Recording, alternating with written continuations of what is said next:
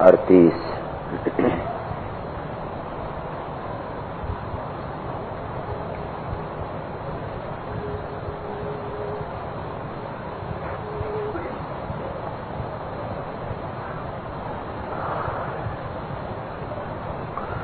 اعوذ باللہ من الشیطان الرجیم بسم اللہ الرحمن الرحیم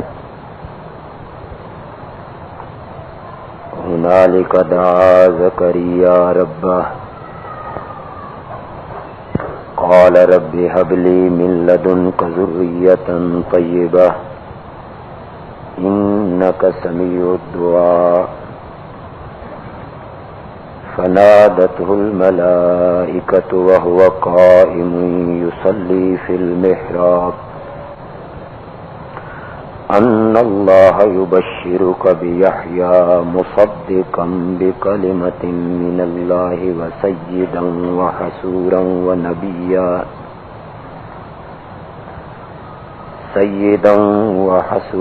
ونبيا من الصالحين قال رب أنى يكون لي غلام وقد بلغني الكبر وامرأتي عاقر قال كذلك الله يفعل ما يشاء قال رب اجعل لي آية قال آيتك ألا تكلم الناس 3 أيام إلا رمزا واذكر ربك كثيرا وسبح بالعشي والإبكار صدق الله.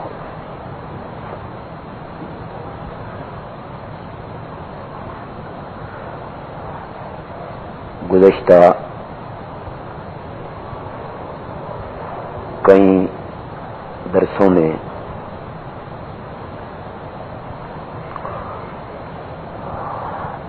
ہم نے قرآن پاک کی مختلف جگہوں سے مختلف انبیاء کے ایسے واقعات اور ایسے حالات آپ کے سامنے رکھے جن واقعات سے اور جن حالات سے یہ واضح اور ثابت ہوتا ہے کہ باوجود اولي العزم ہستیاں ہونے کے اور باوجود اس کے کہ وہ برگزیدہ شخصیات تھیں،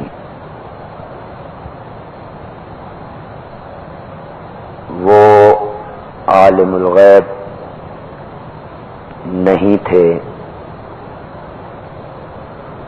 عالم الغیب ہونا یہ صفت اور خاصہ صرف اللہ رب العزت کا ہے. حضرت آدم علیہ السلام، حضرت نوح علیہ السلام، حضرت ابراہیم علیہ السلام، حضرت یوسف اور حضرت یعقوب علیہ السلام اور حضرت موسیٰ علیہ السلام، اور گزشتہ درس میں حضرت سلیمان علیہ السلام کے واقعات و حالات ہم نے قرآن پاک میں دیکھے.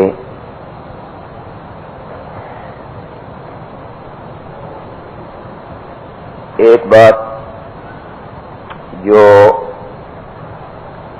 انسان کی رہنمائی اور رہبری کے لیے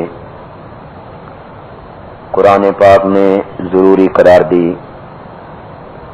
وہ ہے انابت. انابت کا معنی ہے رجوع کرنا. اس کا مفہوم یہ ہے کہ ہدایت اس آدمی کو ملے گی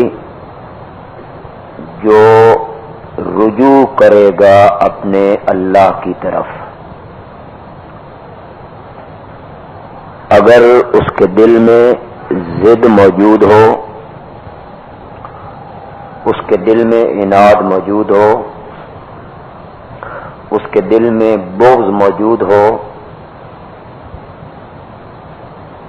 تو اس شخص کو ہدایت نصیب نہیں ہوتی.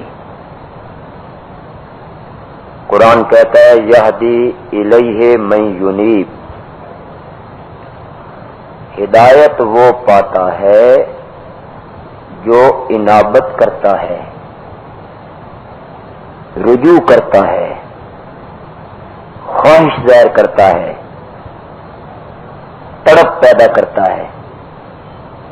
اللہ فرماتے ہیں کہ ہدایت اتنی سستی نہیں ہے کہ تو پیٹھ دکھائے اور ہم تیرے دل میں ہدایت ڈال دیں.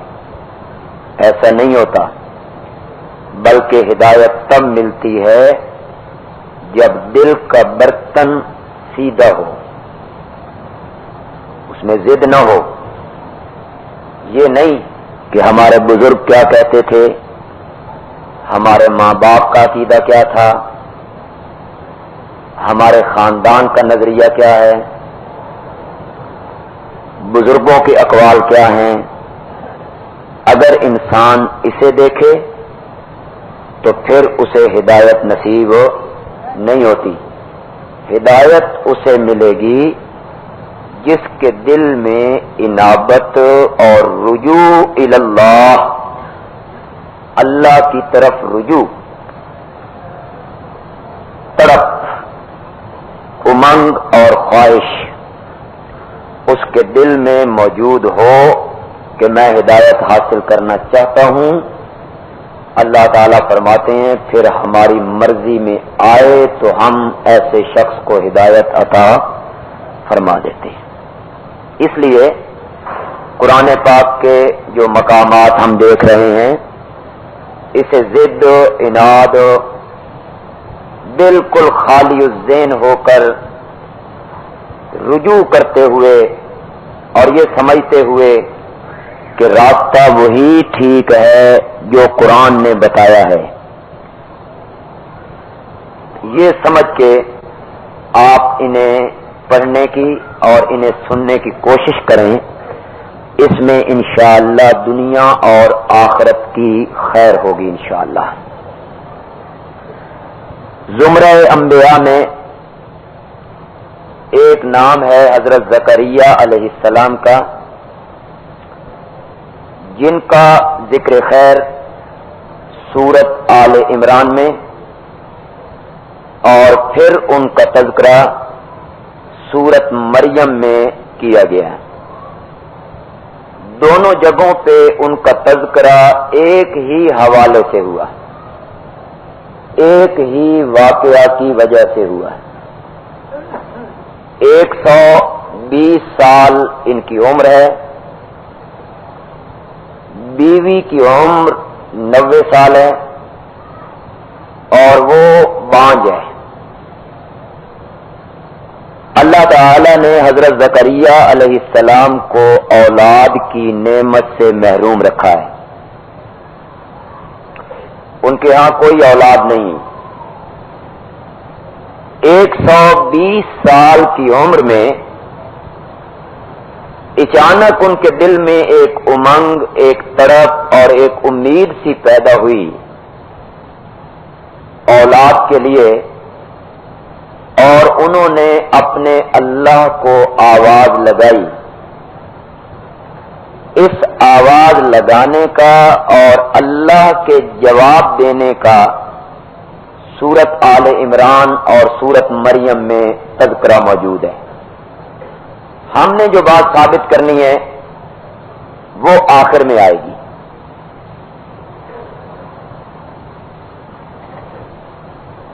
یہ ایک معصوم بچی کی پرورش کر رہے ہیں جس کا نام مریم ہے. اسے کمرے میں بند کر جاتے ہیں. جب واپس آتے ہیں تو اس کے پاس بے موسم پھل پڑے، یعنی سردیوں کے گرمیوں میں اور گرمیوں کے سردیوں میں. یہ پوچھتے ہیں انا لک ھذا، یہ پھل کہاں سے آئے؟ وہ بچی جواب دیتی ہے ھو من عند اللہ، یہ اللہ کی طرف سے پھل آئے ہیں، اور اللہ جس کو چاہتا ہے بغیر حساب کے روزی عطا کرتا ہے. من حیث لا یحتسب، اللہ فرماتے ہیں میں ایسی جگہ سے روزی دیتا ہوں جہاں سے بندے کو گمان بھی نہیں ہوتا. بند کمرہ، بے موسم پھل اس بچی کے سامنے، تو حضرت زکریا علیہ السلام کے دل میں یہ خواہش اور امنگ پیدا ہو گئی کہ جو اللہ بند کمرے میں اس بچی کو بے موسم پھل دے سکتا ہے، موسم تو میرا بھی کوئی نہیں، اللہ مجھے بھی بے موسمہ بیٹا عطا کر دے. تو وہ اپنے اللہ کے حضور اولاد کے لیے دعا مانگتے ہیں، جس کا تذکرہ یہاں سورت آل عمران میں کیا گیا ہے. دیکھیے ذرا،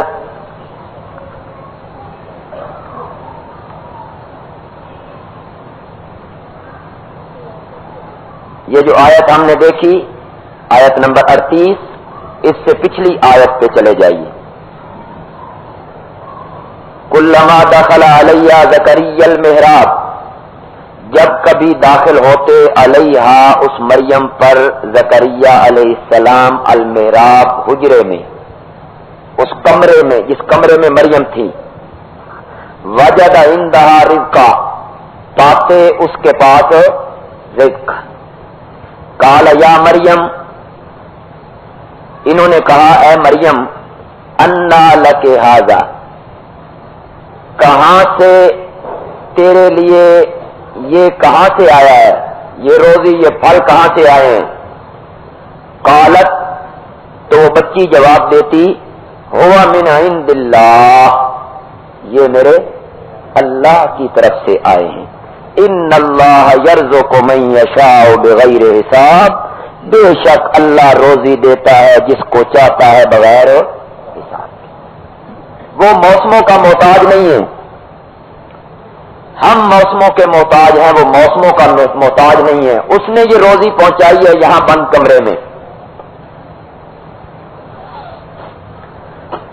امام الانبیاء سرور کائنات حضرت محمد رسول اللہ صلی اللہ علیہ وسلم کے ایک صحابی ہیں جن کا نام ہے خبیب.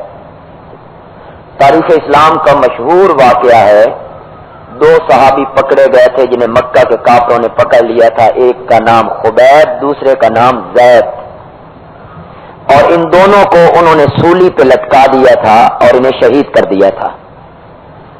خبیب کو جس شخص نے اپنے گھر میں رکھا ہوا تھا قیدی بنا کے، گرفتار کر کے اپنے گھر کے کسی کمرے میں،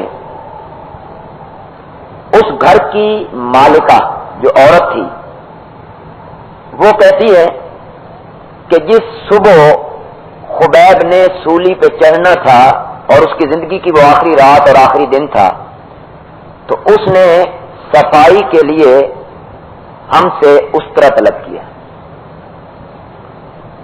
ہم نے مہیا کر دی، گھر والوں نے مہیا کر دی. استرا اب اس کے پاس ہے کہ میری چھوٹی بچی کھیلتے کھیلتے اس کمرے میں داخل ہو گئی.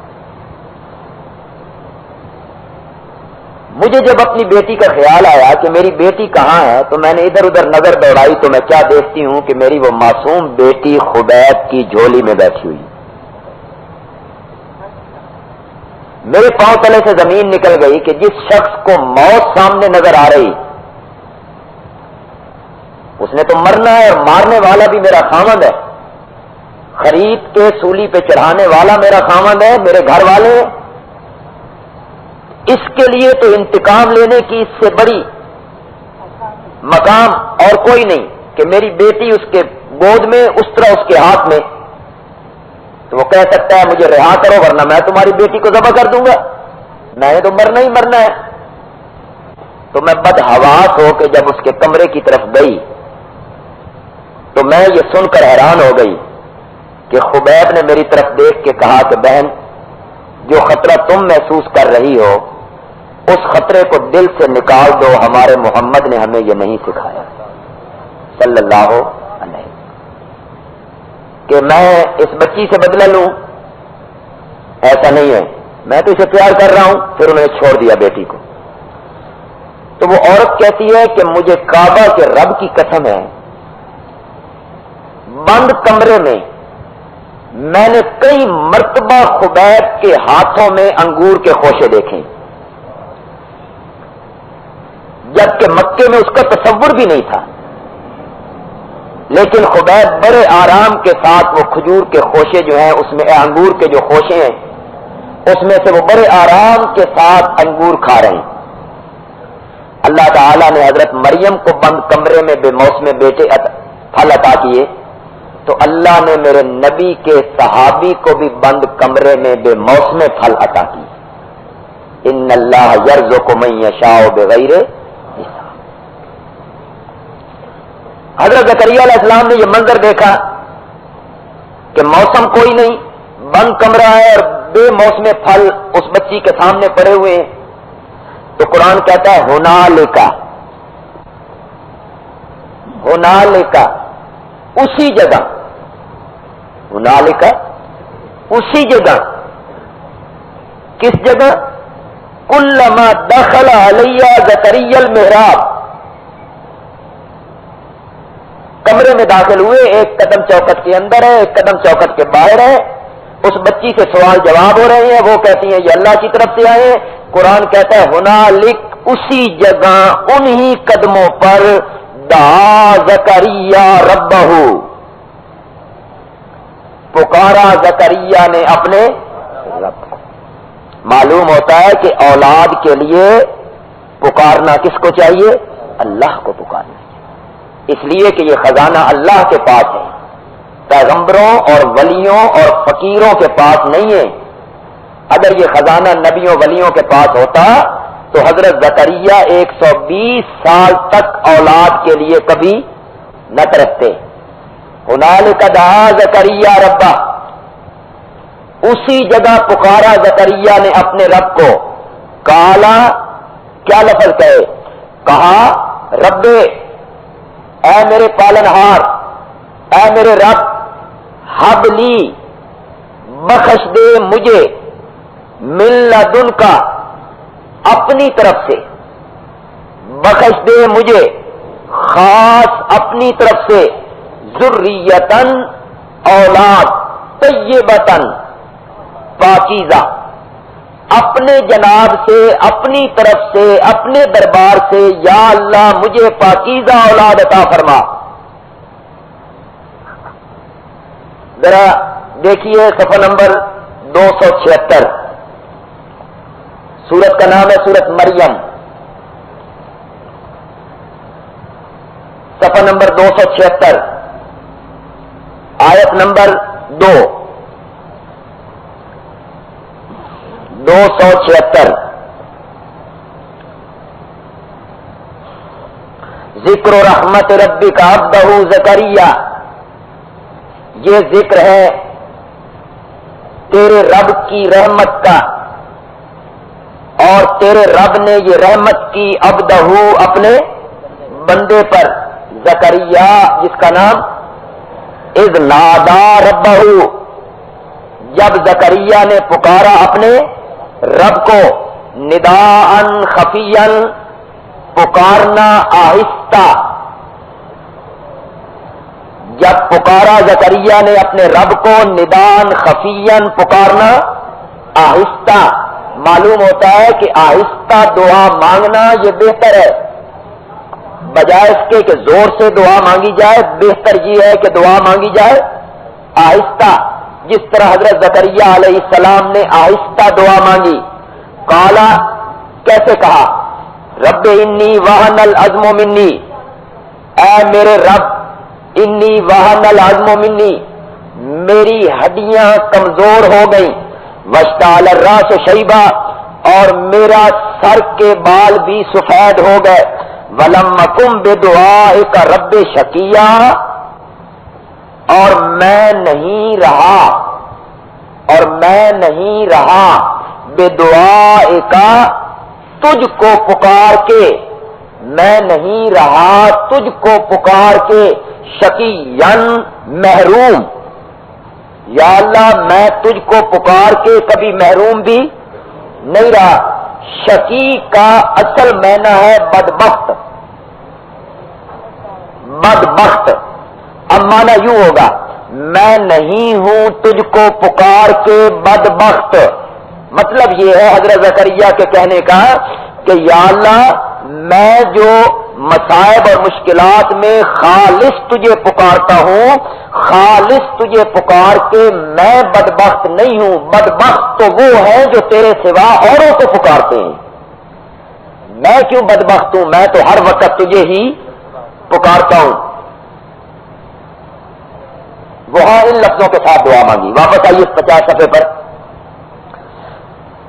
وہاں اپنے بالوں کا ذکر کیا، اپنی ہڈیوں کی کمزوری کا ذکر کیا، اور پھر اپنے اللہ سے دعا مانگتے ہوئے کہا کہ یا اللہ تو مجھے ذریت طیبہ، اولاد طیب، پاکیزہ اولاد عطا فرما۔ فنادتہ الملائکہ، پس آواز دی اس کو فرشتوں نے، وَهُوَ قَائِمٌ يُصَلِّي فِي الْمِحْرَابِ، اور حضرت زکریا کھڑے تھے نماز پڑھتے، فی المحراب، حجرے میں نماز میں مشغول ہیں، اور فرشتے نے نماز کے اندر ہی آواز دی،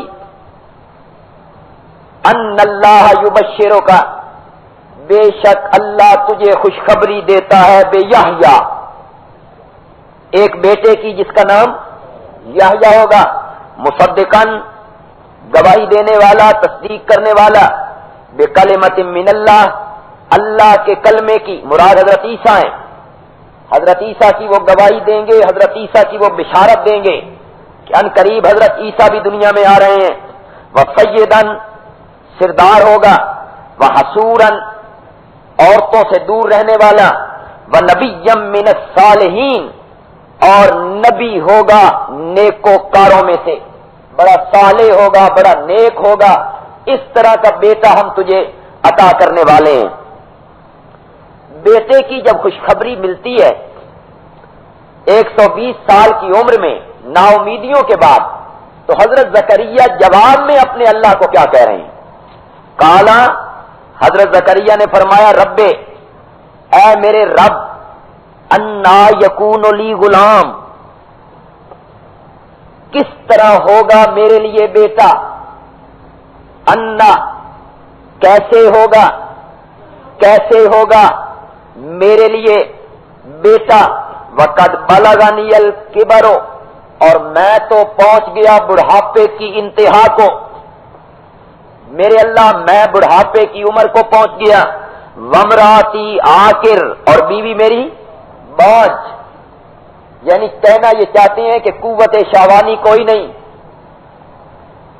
قوت طاقت کوئی نہیں کہ میں وظیفہ زوجیت ادا کر سکوں، اور تیرا قانون ہے کہ میاں بیوی کا جوڑا امتزاج نہ کرے تو اولاد پیدا نہیں ہوتی، اور میں بوڑھا، بیوی میری بانجھ، مولا یہ بیٹا کس طرح ہوگا، یہ اولاد کیسے ہوگی، کس طرح ہوگی، تعجب کر رہے ہیں، کیسے ہوگا یہ بیٹا؟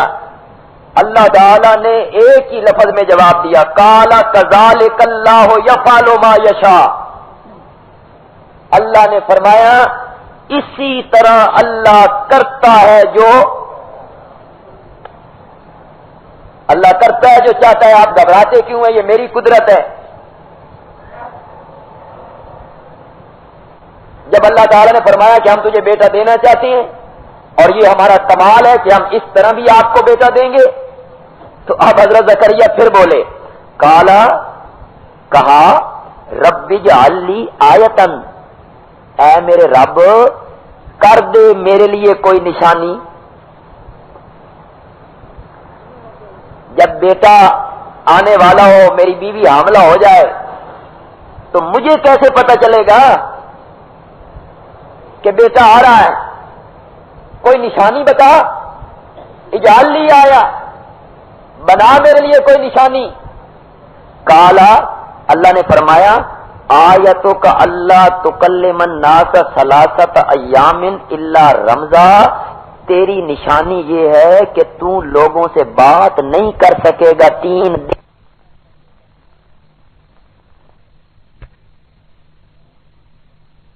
تو 59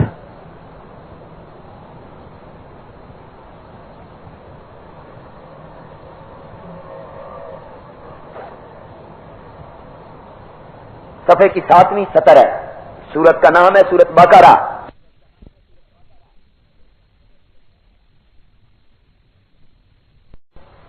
ہے 259۔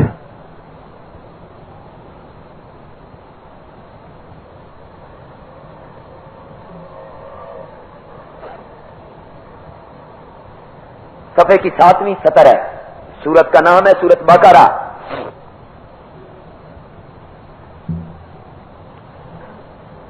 سورت کا نام سورت بقرہ، آیت نمبر 259۔ او کلذی مر علی قریۃ وہی خاویۃ علی عروشہا،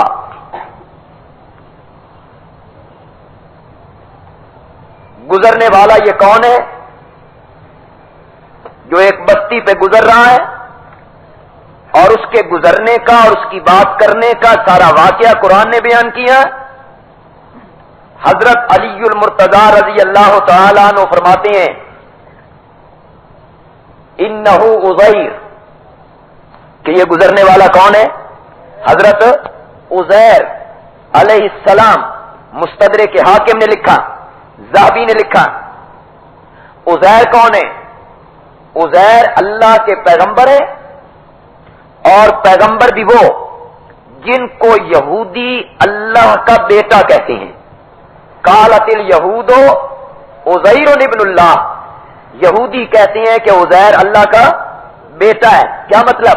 یعنی جس طرح باپ کچھ اختیار اپنے بیٹوں کے حوالے کر دیتا ہے، اسی طرح اللہ نے کچھ اختیار حضرت عزیر کے کیا کر دیے؟ حوالے کر دیے۔ یا جس طرح باپ اپنے بیٹے کی بات رد نہیں کرتا، نہیں موڑتا، اسی طرح اللہ بھی حضرت عزیر کی بات کو رد نہیں کرتا۔ اولی العزم پیغمبر ہے، یہودی ان کو پکارتے ہیں، یہودی ان کی عبادت کرتے ہیں۔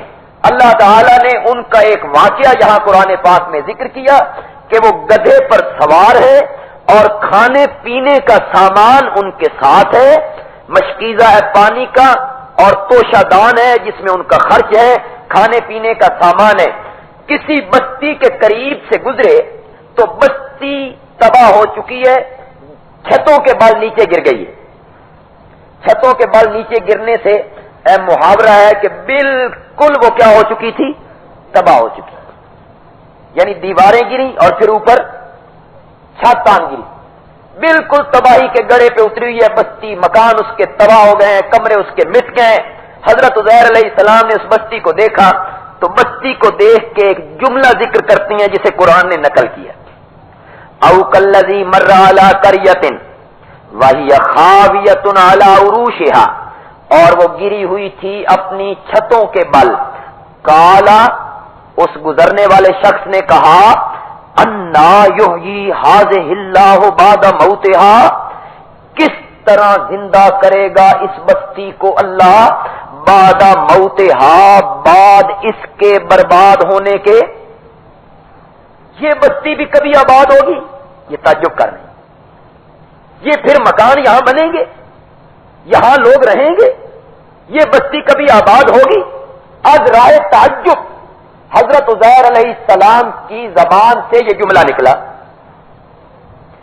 قرآن کہتا ہے فَأَمَاتَهُ اللَّهُ، پس موت دے دی اس کو اللہ نے، 100 عام، 100 عام، 100۔ کچھ آگے گئے نا تو گدھا اپنا ایک درخت سے باندھا، توشہ دان جو تھا وہ کسی ٹہنی کے ساتھ لٹکایا، اور تھوڑی دیر آرام کرنے کے لیے، سستانے کے لیے وہاں لیٹ گئے۔ اللہ تعالیٰ فرماتے ہیں کہ میرے پیغمبر عزیر تھوڑی دیر کے لیے لیٹے اور ہم نے 100 سال تک ان کو کیا دے دی؟ نیند نہیں، موت۔ روح قبض کر لی، روح اپنے پاس، جسم پیغمبر کا یہاں زمین کے اوپر 100 سال تک۔ ثم بعثہ، پھر اس کو اٹھایا، 100 سال کے بعد ان کو اٹھایا۔ کالا، اللہ نے پوچھا کم لبثت، کتنا ٹھہرے ہو، کتنا ٹھہرے ہو، یہاں کتنا رہے ہو؟ کالا، اس بندے نے کہا لبثت یومن، لبثت یومن، میں یہاں کتنا رہا؟ ایک دن۔ پھر دیکھا تو سورج ابھی غروب نہیں ہوا تھا۔ یہ جب سوئے تھے، لیٹے تھے تو سورج چڑھا ہوا تھا، اور ابھی سورج غروب نہیں ہوا، تو فوراً کہتے ہیں نہیں نہیں، دن پورا نہیں میرے اللہ، بعض یوم، دن کا بھی کچھ حصہ، دن کا بھی کچھ حصہ میں یہاں رہا ہوں، یہاں ٹھہرا ہوں۔ کالا، اللہ نے فرمایا بل لبثت 100 عام، بلکہ آپ ٹھہرے ہیں 100 عام، کتنے سال؟ فانظر الی طعامک، ذرا دیکھ اپنے کھانے کی طرف، بشرابک، اور دیکھ اپنے پانی کی طرف، وہ توشے دان میں جو مشکیزے میں پانی ہے، کھانے کا سامان ہے، جو زیادہ سے زیادہ 1 دن 2 دن تک صحیح رہ سکتا تھا، ذرا اس کو دیکھ اپنے طعام اور اپنے پانی کی طرف، لم یتسنہ، اس میں ابھی تک بدبو پیدا نہیں ہوئی، ہم نے اسے محفوظ رکھا ہوا ہے، وہ سڑا نہیں، وہ گلا نہیں، اس میں کوئی بدبو پیدا نہیں ہوئی۔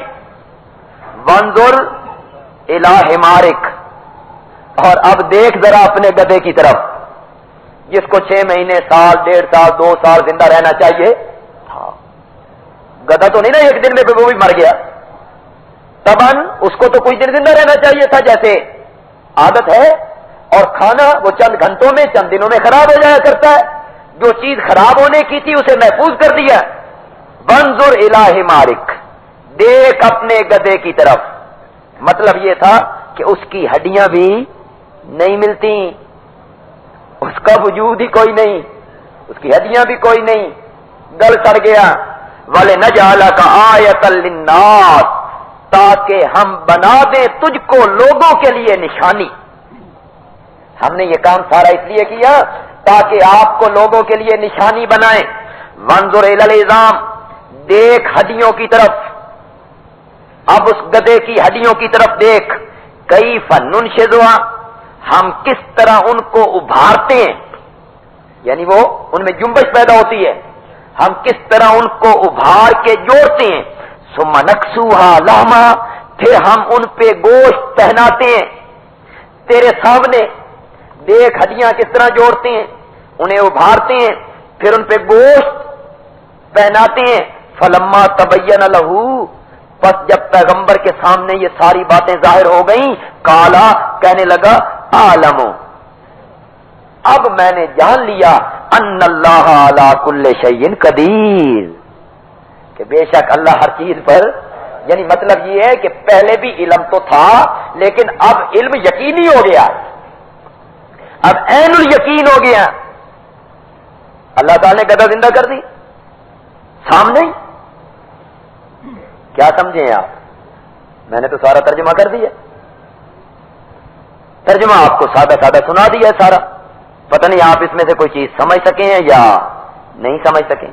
اس سے یہی معلوم ہوتا ہے کہ جو پیغمبر ہوتے ہیں وہ عالم الغیب ہوتے ہیں، جو پیغمبر ہوتے ہیں انہیں آنے والے حالات کا پتہ ہوتا ہے، جو پیغمبر ہوتے ہیں ان کو ساری چیزیں ان کے سامنے ہوتی ہیں۔ جب میں گھر سے چلتا ہوں تو پیر صاحب کو پتہ چل جاتا ہے کہ مرید میری طرف آ رہا ہے، اور ان کو یہ بھی پتا ہوتا ہے کہ جیب میں کیا لا رہا ہے. یہ تو پہلے پتا ہونا چاہیے ان کو کہ جیب میں کیا لا رہا ہے. انہیں پتا ہوتا ہے.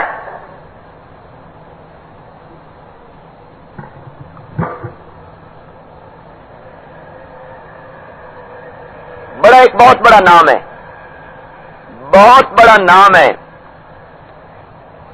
مولوی احمد رضا خان, موجد ہے بریلوی مذہب کا, میں نے خود کیا ہے.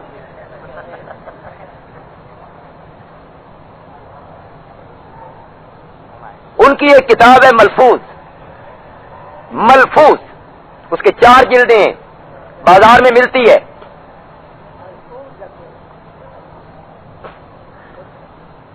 اس میں لکھتے ہیں مرید اپنے پیر کے پاس پہنچا تو پیر صاحب اپنے مرید کو کہتے ہیں رات کو ایک بیوی کے ہوتے ہوئے دوسری بیوی سے تم نے ہم بستری کیوں کی؟ مرید جواب میں پیر کو کہتا ہے حضرت وہ دوسری بیوی سو رہی تھی. تو پیر صاحب کہتے ہیں سو نہیں رہی تھی, سوتے میں جان ڈال لی تھی, یعنی آنکھیں بند رکھی ہوئی تھی لیکن اندر سے وہ جاگ رہی تھی. مرید کہتا ہے حضرت آپ کو کیسے پتا چلا؟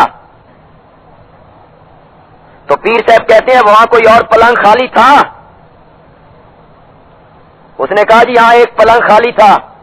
پیر صاحب نے کہا ہاں اس خالی پلنگ پہ میں تھا.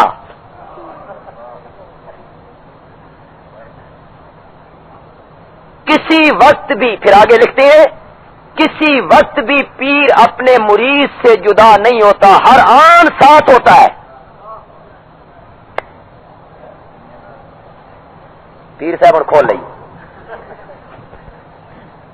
وہ کہتی ہیں کہ یہ گھر سے چلتے ہیں تو انہیں پتہ چلتا ہے, ہر آن وہ ان کے ساتھ ہوتے ہیں. لیکن مجھے بتائیے کہ 1 صدی 100 سال اور پیغمبر کا جسم زمین کے اوپر دفن نہیں ہوا, مٹی نہیں آئی, زمین کے اوپر 100 سال میں موسموں کا تغیر و تبدل ہوا یا نہیں ہوا؟ سردی گرمی نہیں آئی, بارشیں نہیں برسی, جھکڑ نہیں چلے, آندیاں نہیں آئی, زلزلے نہیں آئے, بجلیاں نہیں چمکی, بادل نہیں گرجے, یالا باری نہیں ہوئی, زلزلے نہیں آئے, پرندے وہاں نہیں چہکے. پرندوں کے چہکنے کی آوازیں, دن کا آنا, رات کا آنا, سردی کا آنا, گرمی کا آنا, جھکڑ کا چلنا, آندھی کا چلنا, بارش کا برسنا, معلوم ہوتا ہے کہ پیغمبر جس کا انتقال ہو گیا ہے, جب اس کا انتقال ہو جائے وہ زمین کے اندر دفن ہو جائے یا زمین سے باہر پڑا ہوا ہو, اس کو دنیا کے حالات کا پتہ نہیں ہوتا. اگر حضرت عزیر کو پتہ ہوتا تو کبھی نہ کہتے لبثت یومن, کبھی نہ کہتے لبثت یومن. تم کہتے ہو کہ وہاں جائیں, قبرستان جائیں تو وہ مردے دیکھتے ہیں, وہ پہچانتے ہیں کہ کون آیا ہمیں ملنے کے لیے, اور انبیاء کو جائے جب وہ سلام ہمارا سنتے بھی ہیں, جواب بھی دیتے ہیں, ہاتھ بھی باہر نکالتے ہیں. تمہارے قصے کہانیاں موضوع روایتیں مانے یا خدا کا قرآن مانے؟ خدا کا قرآن تو پھر یہ کہتا ہے کہ پیغمبر ہے, زمین کے اوپر ہے, دفن نہیں ہوا, زمین کے اوپر ہے. 100 سال تک اللہ نے اس پیغمبر کو موت دی ہے, لیکن زمین کے اوپر پڑے ہوئے پیغمبر نے دنیا کی کسی آواز کو سنا نہیں, کوئی آواز نہیں سنی, کسی بادل کے گرجنے کی. کوئی پیغمبر نہیں دیکھتا کہ دن آ گیا ہے, رات آ گئی ہے, جھکڑ چل رہا ہے, بارش ہو گئی ہے, یالا باری ہو گئی ہے. اگر پیغمبر کو ان حالات کا پتہ ہوتا وہ کبھی نہ کہتے لبثت یومن کہ میں ٹھہرا ہوں. ایک دن ذہن میں بٹھائیے یہ بات. مزے کی بات یہ ہے کہ امریکہ جا رہا ہے آسمان پہ, چاند پہ, ستاروں پہ کمندے ڈال رہا ہے, اور ہم پاکستانی ہم جا رہے ہیں زمین کے اندر. مردے سنتے ہیں یا ہم ادھر جا رہے ہیں, وہ کہاں پہنچ رہا ہے, اور ہم جا رہے ہیں اس طرف کے سنتے ہیں, پہچانتے ہیں, پہچانتے ہیں، سنتے ہیں، جانتے ہیں، جواب دیتے ہیں. جواب دیتے ہیں تو تم کیوں نہیں سنتے ہو؟ کہتے ہیں جواب تو دیتے ہیں، ہم نہیں سنتے ہیں. اس کا مطلب یہ ہوا کہ اصل میں مردہ وہ نہیں ہے، اصل میں مردہ وہ ہے جو اوپر آ کے کھڑا ہے، کہ اس نے تیرا سلام سن لیا اور اس نے جو جواب دیا وہ جواب تو نے نہیں سنا. یہ بھی کوئی مسئلہ ہے کہ مردوں کے سننے کا، کہ مردے سنتے ہیں؟ کیوں بھائی؟ اگر کوئی بندہ یہ کہے کہ مردے چائے پیتے ہیں تو یہ مزاج بنے گا. مردے بھاگتے ہیں، مزاج بنے گا. مردے پکڑتے ہیں، مزاج بنے گا. مردوں کا پکڑنا مزاج ہے، مردوں کا بھاگنا مزاج ہے، مردوں کا چائے پینا مزاج ہے. اسی طرح مردوں کا سننا بھی مزاج. جب کوئی کہے مردے سنتے ہیں، اسی طرح مزاج کیا کرو جس طرح کوئی بندہ کہے مردے چائے پیتے ہیں. یہ حص واپس نہیں آئی، یہ حص واپس نہیں آئی، یہ حص واپس آ گئی ہے. طاقتیں واپس آنی ہوتی تو ساری طاقتیں واپس آتی، سونگھنے کی، چکھنے کی، دیکھنے کی، سننے کی، پکڑنے کی، سب طاقتیں واپس آنی چاہیے تھیں. لیکن ان میں سے ایک یہ طاقت کانوں والی، ایک آنکھوں والی واپس آ گئی اور باقی طاقتیں کوئی واپس نہیں آئی. اب ظاہر بات ہے بھی ہمارا مسلک یہ ہے کہ مردے نہیں سنتے. کوئی بڑا ہو، کوئی چھوٹا ہو، کوئی پیغمبر ہو، ولی ہو، پیر ہو، فقیر ہو، جس کا انتقال ہو جائے، روح نکل جائے، فوت ہو جائے، دفن ہونے سے پہلے، دفن ہونے کے بعد اس کے کان کے قریب بھی جا کے بولو تو وہ دنیا والوں کی بات نہیں سنتا. کوئی ہو، نہ وہ سلام سنتا ہے، نہ وہ پیغام سنتا ہے، نہ سلام سنتا ہے، نہ پیغام سنتا ہے، نہ کلام سنتا ہے، کچھ بھی نہیں سنتا. لیکن ہم نے کوئی مر کے دیکھا ہے؟ مر کے تو ہم نے نہیں دیکھا. اور جو لوگ کہتے ہیں کہ مردے سنتے ہیں، مر کے انہوں نے بھی نہیں دیکھا.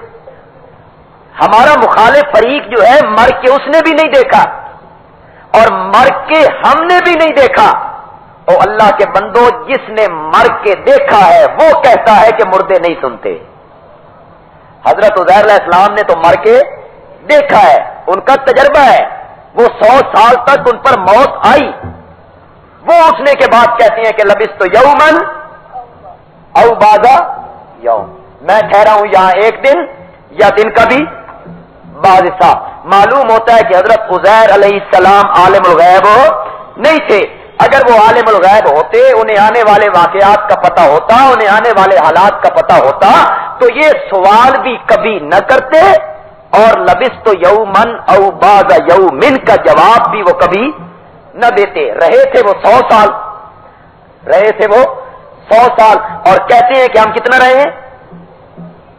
ایک دن یا دن کا بعض حصہ. اللہ تعالی نے جب گدھا بھی ان کا زندہ کر دیا، وہ بھی سامنے کھڑا ہو گیا. اللہ نے فرمایا میرے پیغمبر ذرا پیچھے مڑ کے بستی کی طرف دیکھیے. حضرت عزیر علیہ السلام بستی کی طرف دیکھتے ہیں تو وہ پہلے سے زیادہ آباد ہے. اسی بستی کے بارے میں کہتے تھے کہ اس کو کس طرح زندہ کرے گا، یہ کس طرح آباد ہوگی بستی.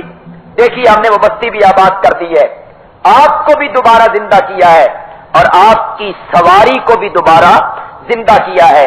ان واقعات سے روزے روشن کی طرح اگر ضد نہ ہو دل میں، ایک تو ہے ضد، سنتے ہیں جی سنتے ہیں، اس کا ہمارے پاس کوئی حل نہیں. ہمارے شیخ القرآن مولانا غلام اللہ خان رحمت اللہ علیہ فرمایا کرتے تھے بھائی ساری زندگی ہم نے کہا او نہیں جان دے، نہیں جان دے، یہ نہیں جان دے، نہیں جان دے. ساری تقریر تو بعد کہہ چڑ دینے وچوں جان دینے، یہ تھوڑی وچوں ساڈے کول نہیں نکلی. اب کوئی بندہ کہ جی سنتے ہیں جی سنتے ہیں جی، وہ دیکھتے ہیں جی سنتے ہیں جی، فلاں حدیث میں لکھا ہوا ہے جی، فلاں حدیث میں لکھا ہوا ہے. اور حدیث کی بات بعد میں ہے. ذالک الکتاب لا ریب فیہ، سب سے پہلا درجہ کس کا ہے؟ جو کچھ قرآن میں آئے گا وہ تسلیم کیا جائے گا، اور اگر حدیث اس سے ٹکرائے گی تو اس کا ایسا معنی کریں گے جو اس کے مطابق ہو جائے، ایسا معنی کریں گے جو اس کے مطابق ہو جائے. اگر ایسا معنی نہ ہو سکا تو پھر حدیث چھوڑ دی جائے گی. اللہ کا قرآن نہیں چھوڑا جا سکتا، اس لیے چھوڑ دی جائے گی کہ امام الانبیاء سرور کائنات حضرت محمد رسول اللہ صلی اللہ علیہ وسلم کا کوئی فرمان قرآن کے مخالف ہو نہیں سکتا. قرآن نے واضح طور پہ اعلان کیا انک لا تسمع الموتى، اے میرے پیغمبر عام مردوں کو سنا نہیں سکتے ہیں. بھئی یہ ایک اعلان ہے، کہاں وہ پرچی؟ یہ ہمارے پڑوسی ہیں پیچھے چوک میں، حاجی محمد حنیف صاحب جوس والے، ان کے بڑے بھائی حاجی شیر محمد، ان کا انتقال ہو گیا ہے، یہ ہمارے پیچھے گلی میں، ان کا جنازہ آج رات 10 بجے ان کی رہائش گاہ معاویہ مسجد کی بیک سائڈ سے اٹھایا جائے گا اور بڑے قبرستان میں ان کی نماز جنازہ ہوگی انشاءاللہ۔